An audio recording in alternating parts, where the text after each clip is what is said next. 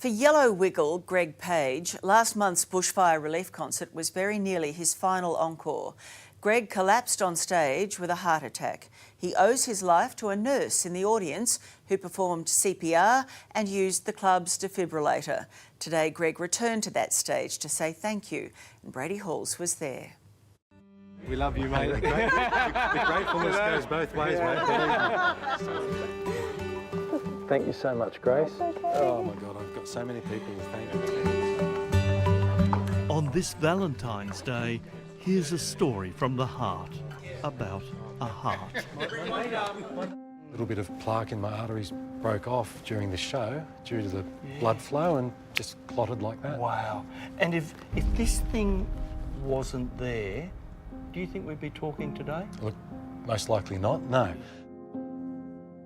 Greg Page is back from the dead. Wiggle along with me. We know him best as the original Yellow Wiggle.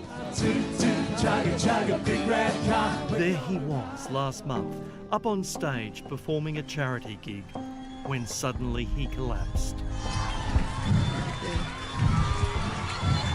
Guys, I think we're going to end it there. Greg's not feeling real well. Behind that black curtain, the man adored by children and parents around the globe had stopped breathing. So thanks everyone for coming tonight, and he's going to be all right. We've got some medical attention. And wait till you hear how sheer luck played a part in that medical emergency. Well, mate, how are you? You're looking good. I'm really good. Yeah, I'm great. I'm glad to be here. I'm told your ribs are a little sore. Yeah, they are, but I'm glad they are. Yeah. That was the pumping. Everybody I know, the CPR, and I think that was the moment when I kind of realised the seriousness of what had happened, because I don't remember much about the show at all. Go, go, go. So you were standing up there, you were working hard, you looked great, you were smiling, you were active, then you just walked over to there and then you collapsed. It happens like this, doesn't it? Yeah, well, it can do. And I mean, I had no warning signs or pre-existing symptoms that there was the potential for anything to go wrong. And if anything, I was working out harder to prepare for the show. I was walking quicker, going to the gym, making sure that I was as fit as I could be, not knowing that there was a ticking time bomb in there. And I guess that's one message I want people to really take away from this, that it's not necessarily how you look on the outside, it's how you are on the inside. Okay, this is the Wiggles on a current affair. Now, as it happens, A Current Affair had only spoken to Greg and his old team just a couple of days before that reunion show and the heart attack that was pending. Yeah, the young fans who were around when we first started and into the 90s are now in their 20s and... Nearly 30, some of them. Yeah, some of them, yeah. The concert he was about to perform was for over 18s to raise money for bushfire victims. And those kids, now all grown up, were pumped. A month on, after his massive heart attack, Greg was today back on that stage because of these people and a little box that sits on a wall in the back office.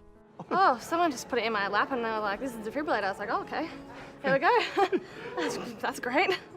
Grace Jones was an off-duty nurse at that concert, and even though people were thumping Greg's chest behind the curtain, he wasn't responding until the defib was handed to Amazing Grace.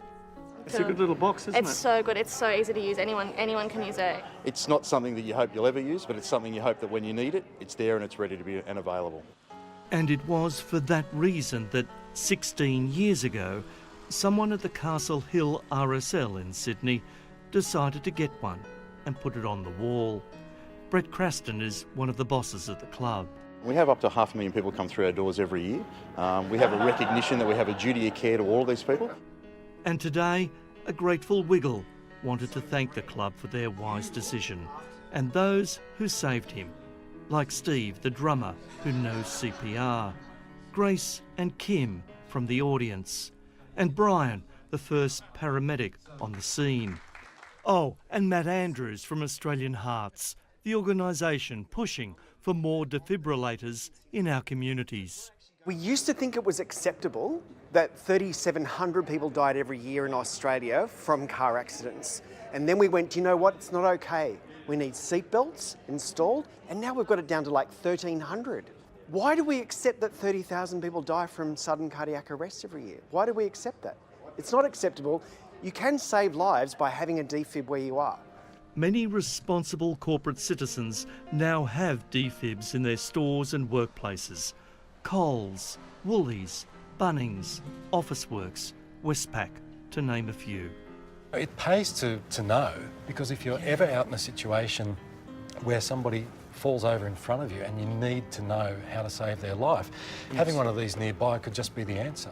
They only cost a couple of $1,000s and they would save. At least 3,000 people a year, 3,000 Gregs would still be alive with us.